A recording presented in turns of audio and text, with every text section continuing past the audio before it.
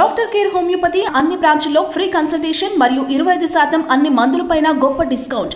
ఆఫీసులో కానీ లేదంటే మనం పనిచేసే చోట కానీ లేదంటే ఫ్రెండ్స్ దగ్గర ఎవరైనా మనల్ని విమర్శించారనుకోండి, ఇది అప్పుడు ఎలా రియాక్ట్ అవుతే బాగుంటుంది? ఏమంటే మీరు విమర్శించారనుకోండి, ఎలా రియాక్ట్ అవుతారన్నాడు. అసలు రియాక్ట్ అవ్వడమే తప్పు.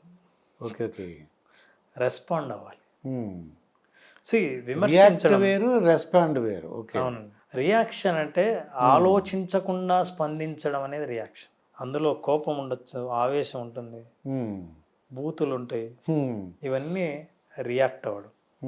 రెస్పాండ్ అవ్వడం అంటే కాస్త ఆగి మీరు చెప్పిన విమర్శ నిర్మాణాత్మకమైన విమర్శ మనకేమైనా ఉపయోగపడుతుందా? నిర్మాణాత్మకం అంటే వెరీ ప్రోగ్రెసివ్ క్రిటిసిజం. అంటే మనల్ని డెవలప్ చేసే విమర్శ కావచ్చు.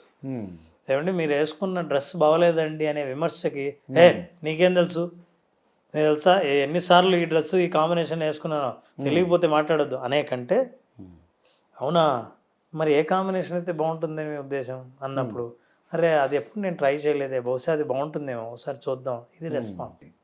సో రియాక్ట్ ఎప్పుడు అవుతామో ఆలోచించడం మానేస్తాం. రెస్పాండ్ ఎప్పుడు అవుతామో మీలో ఉన్న విమర్శలో నేనేమైనా డెవలప్ చేసుకోవాలనుకున్న విషయాన్ని తెలుసుకుంటాం. మహాత్మా గాంధీ గారు అంటారు, ఎవరైనా నిన్ను విమర్శించే వాళ్ళు ఉంటే డబ్బులు ఎక్కువైనా సరే వాళ్ళ ఇంటి ఎదురుగా ఇల్లు తీసుకొని రెంట్కుంటే, ఏ డబ్బు తీసుకోకుండా మిమ్మల్ని డెవలప్ చేసేవాడు ఎవడైనా ఉంటే మిమ్మల్ని విమర్శించేవాడే. ఎందుకంటే మీ లోపాలు మీకు తెలియవు.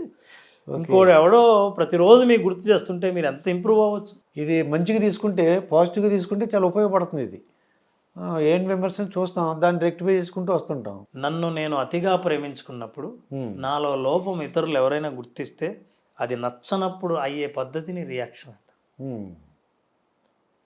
నన్ను అతిగా ప్రేమించుకోవడం కంటే ఉన్నది ఉన్నట్టుగా నన్ను నేను చూసుకోవాలనుకున్నప్పుడు, మీరు ఏదైనా లోపాలు చెప్పినప్పుడు ఆ లోపాల నుంచి నేను ఏదైనా నేర్చుకోవాలనుకుంటే, కొంతమంది అడిగి విమర్శించుకుంటారు, ఏమంటే ఇందులో ఏమైనా లోపాలు ఉంటే చెప్పండి. లేదండి మీరు బాగా చేశారు, నాకు తెలుసు, ఇంక బాగా చెయ్యండి, ఏదైనా ఉంటే చెప్పండి. ఇక విమర్శించే వాళ్ళు ఉన్నారు, వాళ్ళకి ఎన్నో కారణాలు ఉంటాయి విమర్శించే వాళ్ళకి. అది ఈర్ష్య కారణం కావచ్చు, లేదా వాళ్ళకి భాష సరిగ్గా తెలియదు, మిమ్మల్ని ఇంప్రూవ్ చేయడానికే ఉద్దేశం ఉంటుంది, కానీ ఏ భాష వాడాలో తెలియక మాట్లాడుతూ ఉండొచ్చు, అలానే ఉండొచ్చు. ఎన్నో కారణాల వల్ల వాళ్ళు విమర్శించవచ్చు. ఏదైనా సరే తెలివైన వాడు ఏం చేస్తాడంటే, విమర్శ అనే రాళ్ళు విసిరి కొడుతూ ఉంటే తెలివైన వాడు ఆ రాళ్ళన్నింటినీ పేర్చి గోడను కట్టుకొని కోటను ఏర్పరచుకుంటాడు, ఒక దుర్గాన్ని ఏర్పరచుకుంటాడు. ఒక తెలివిలేని వాడు ప్రతి రాయి కింద నలిగిపోయి తన స్థితినే లేకుండా చేసుకుంటాడు. సో అలా మనం బలయ్యే కంటే అవతల వాళ్ళ విమర్శను మనం మెట్లుగా మార్చుకుందాం, అవి మార్చుకొని పైకి వెళ్ళడానికి ఉపయోగపడదాం.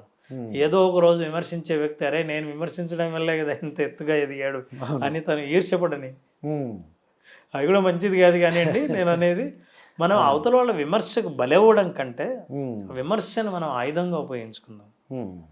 సో మనం రియాక్ట్ అవ్వాల్సిన అవసరం లేదు, రెస్పాండ్ అవ్వాలి. ఇదండి మన రామ్ జలదుర్గం గారు చాలా మంచి విషయాలు చెప్పారు.